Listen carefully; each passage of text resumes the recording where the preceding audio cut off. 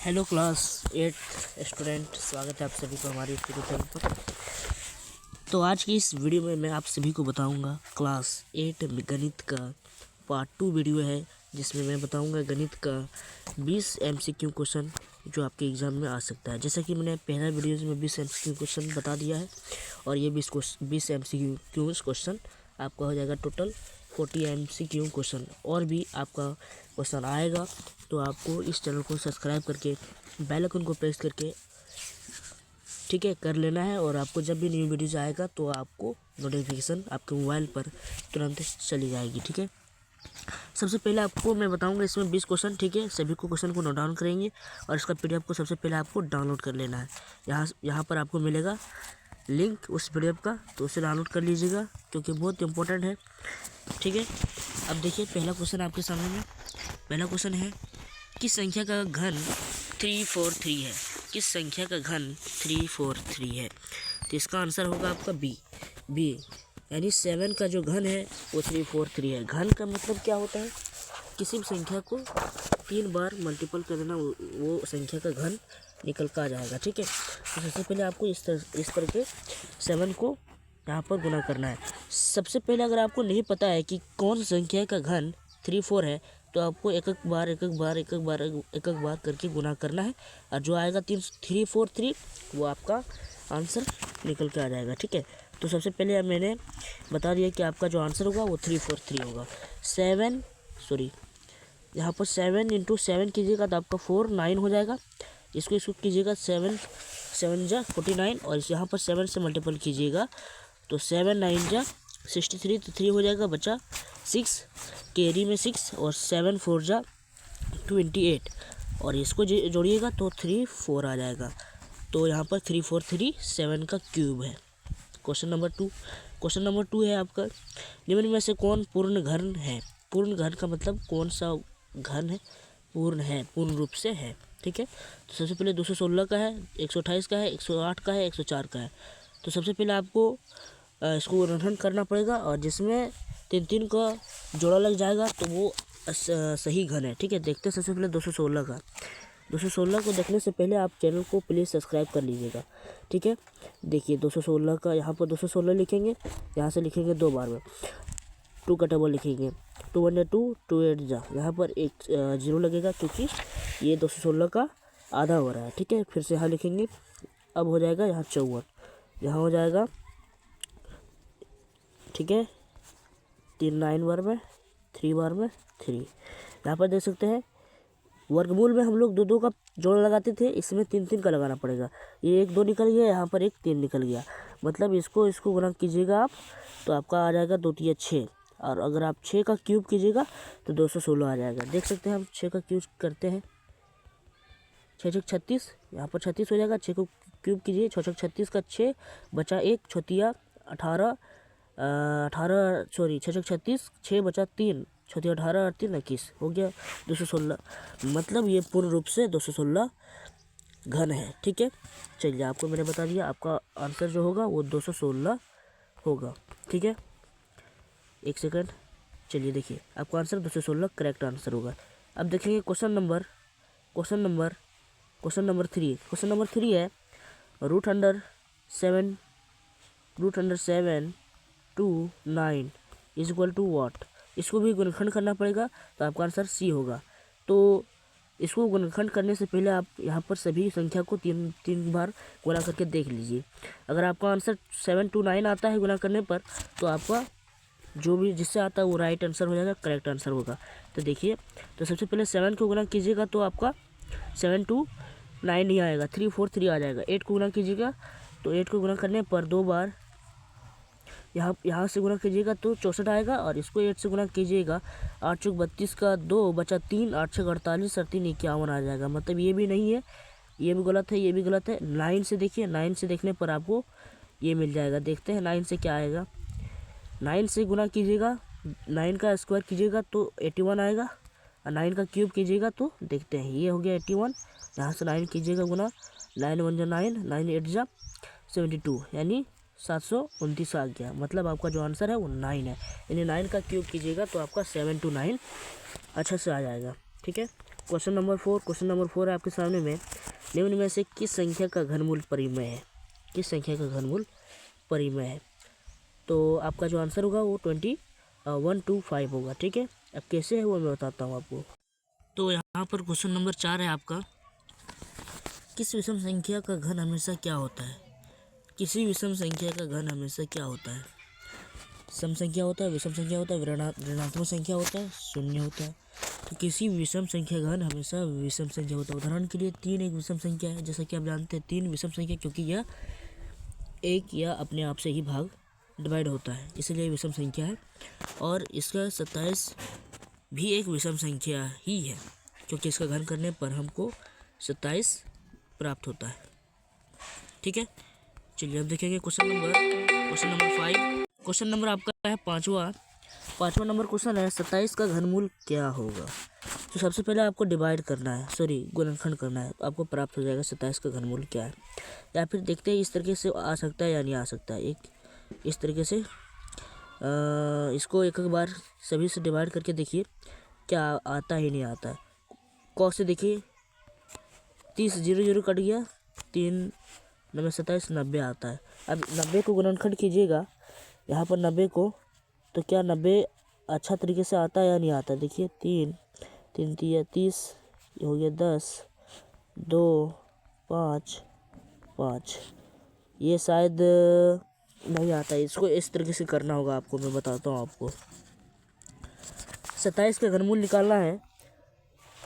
Question को देखिए ध्यान से फिर से, 27 का घनमूल क्या होगा, इस तरीके से कीजिए।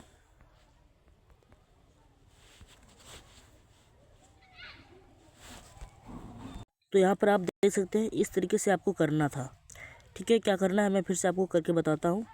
देखिए यहाँ पर मैंने क्या किया, 2700 को 3 से डिवाइड किया, तो इतना करके प्राप्त हुआ। तो यहाँ पर एक जोड़ी 3 हो गया, इस यहाँ पर 5 का एक ठो निकल गया, यहाँ पर 2 का निकल गया। इसको जब गुना कीजिएगा स्टूडेंट, तो 3 5 15, 15 दूना 30, यानी 30 जो आपका निकल के आया, ये 30, इसको आप 3 बार गुना कीजिएगा तो आपको 27 से मिल जाएगा। तो इससे हम लोग यहाँ पर ये चीज़ सीखे कि 27 का किसी का भी घनमूल निकालना हो, तो उसको गुणनखंड करके गुणा करके फिर उसको घन में चेक करना है, उसके बाद आपको निकल जाएगा। ठीक है, तो यहाँ पर देखिए आपका आंसर जो होगा वो 30 होगा। अगर आप इसको 3 बार गुना कीजिएगा तो वही संख्या आपको प्राप्त होगी। 30 को गुना कीजिएगा तो आपको मिलेगा 3 3 9, और ये डबल 0 बैठेगा। यहाँ पर 30 को गुना कीजिएगा 3 3 9 27, और ये 3 0 यहाँ पर बैठ जाएगा। ठीक है, ये 3 0 है ना, यहाँ पर 3 0 यहाँ पर बैठ जाएगा, ये 2 0 एक 0 3 0 हो जाएगा। ठीक है, क्वेश्चन नंबर 6 है आपका, यहाँ पर एक्सप्लेन भी दिया गया है, देख सकते हैं। क्वेश्चन नंबर 6 है, यदि किसी संख्या की इकाई के स्थान पर 2 है तो उसके घनों की इकाई का अंक क्या होगा? यदि किसी संख्या की इकाई यानी पहला जो अंक है, प्रथम अंक के स्थान पर संख्या 2 है तो उसके घन की इकाई क्या होगा? उसका अगर घन करेंगे तो उसका इकाई क्या होगा? आपका आंसर जो होगा 8 होगा। यानी यहाँ पर देखिए क्या कहा जा रहा है कि इसीलिए जिस भी संख्या के अंत में 2 होगा उसके घन के अंत में 8 आ जाएगा।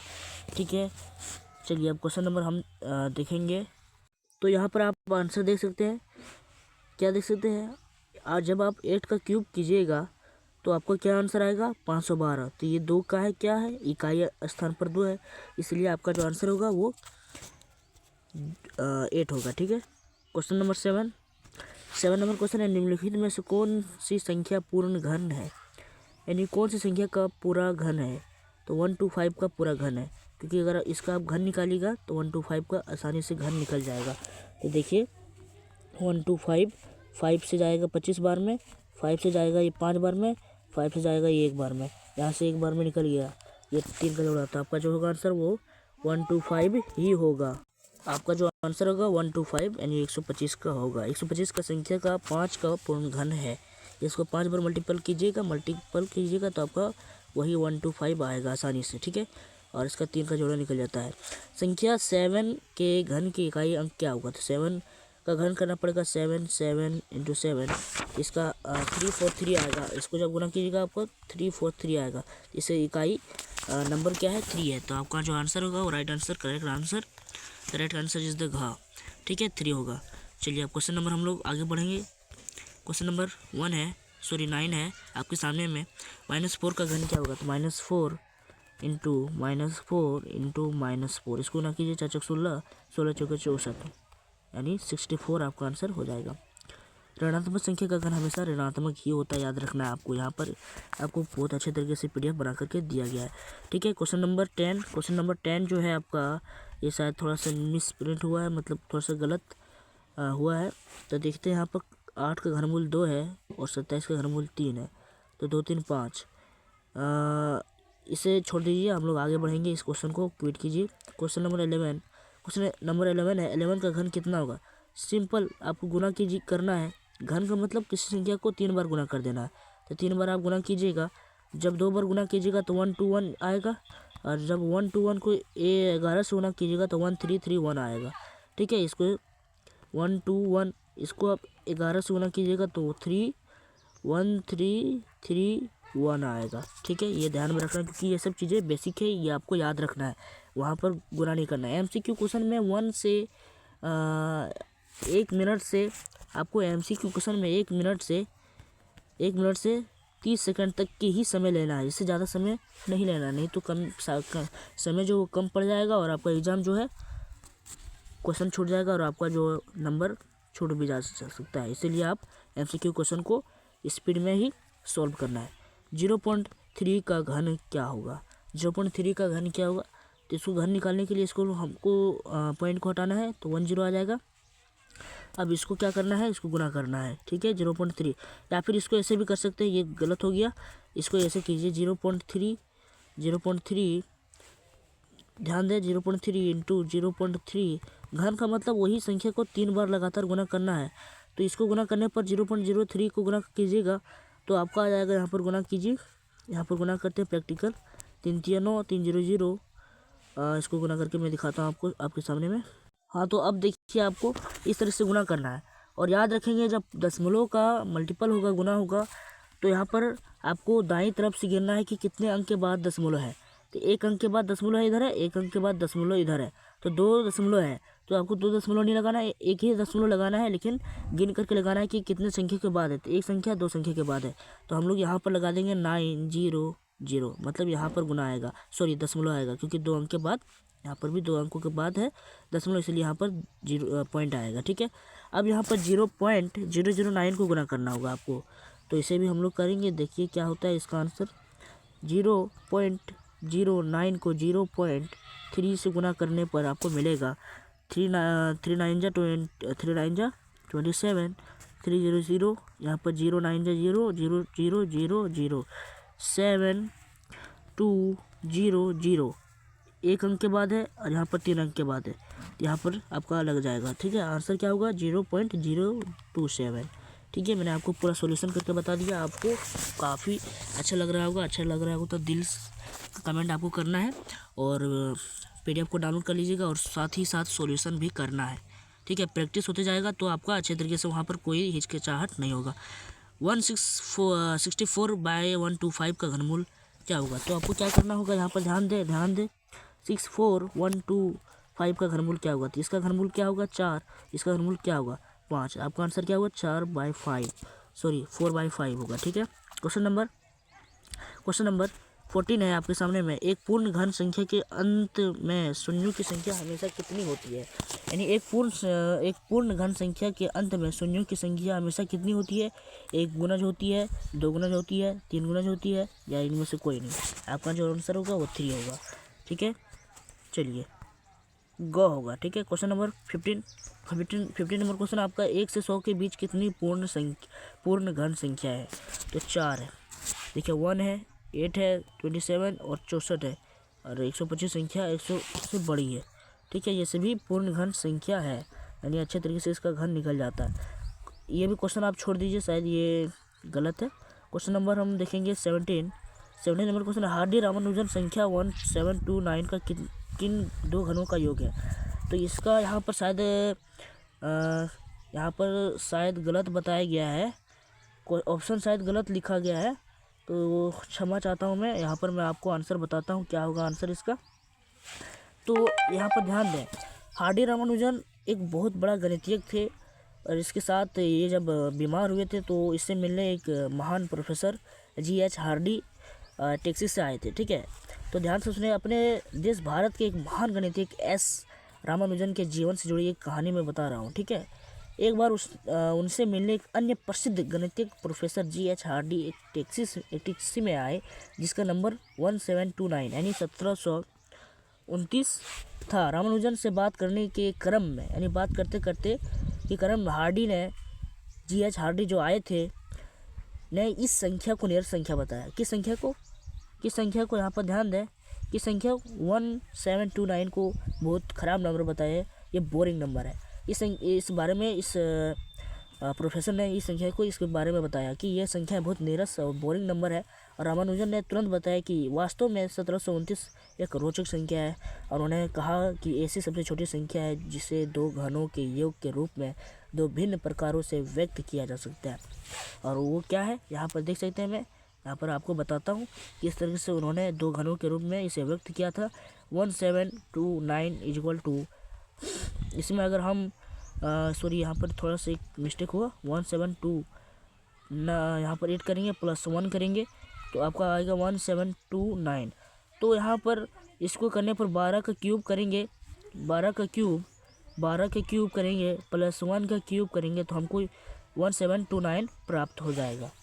ठीक है, तो आपका आंसर यही होगा। चलिए अब देखेंगे हम लोग क्वेश्चन नंबर 18 है। आपको क्वेश्चन नंबर 18 है 9 का घन क्या होगा। तो 9 का घन सीधी सी बात है, उसको 2 बार मल्टीपल करना है, नहीं 3 बार करना है, क्योंकि घन का बात आएगा तो उसमें क्यूब लगेगा।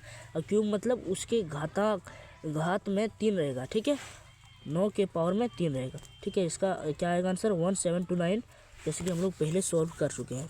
क्वेश्चन नंबर 19 नंबर क्वेश्चन है संख्या 5 के लिए घनमूल का सही संकेत क्या है। क्वेश्चन नंबर 19 है संख्या 5 के लिए घनमूल का सही संकेत क्या है। तो 5 क्यूब है। ठीक है, क्वेश्चन नंबर लास्ट आपके सेक्शन में 216 को किस छोटी संख्या से भाग दे कि वह पूर्ण घन बन जाए। 216 को किस छोटी संख्या से भाग दें कि वह पूर्ण घन संख्या बन जाए। तो आपका आंसर होगा 216 पहले से ही एक पूर्ण घन है। ठीक है, क्योंकि ये 6 का क्यूब होता है और इसीलिए इसे किसी और संख्या से भाग देने की ज़रूरत नहीं है, यानी 1 से भाग देंगे। यहाँ पर शायद पूछ रहा है, क्वेश्चन को समझिए। 216 को किस छोटी संख्या से भाग दें कि वह पूर्ण घन बन जाए। तो इसका आंसर होगा 2 होगा। ठीक है, देखते हैं इसको करके प्रैक्टिकल। तो यहाँ पर आप देख सकते हैं ये 2 निकलेगा, यहाँ 2 निकलेगा और यहाँ पर गुना करेंगे हम लोग तो 6 निकल जाएगा। और 6 का क्यूब कीजिएगा तो वही 216 आपको मिलेगा, यानी 2 है आपका आंसर। ठीक है, आई होप आपको वीडियो अच्छी लगी तो लाइक करना प्लीज़। और कहीं आपको दिक्कत हुआ होगा क्योंकि थोड़ा सा मुझे इधर परेशानी हो गई थी, इसलिए मैं वीडियोस को कट करके बना रहा था ताकि कोई दिक्कत आपको ना हो। ठीक है, और कहीं भी दिक्कत हो तो मुझे माफ़ करेंगे। और कहीं क्वेश्चन में आपको कहीं दिक्कत लगा तो कमेंट करेंगे, मैं दोबारा इस क्वेश्चन का जवाब देने का पूरा कोशिश करूँगा। ठीक है, मिलते हैं नेक्स्ट वीडियो में, तब तक जय हिंद जय भारत।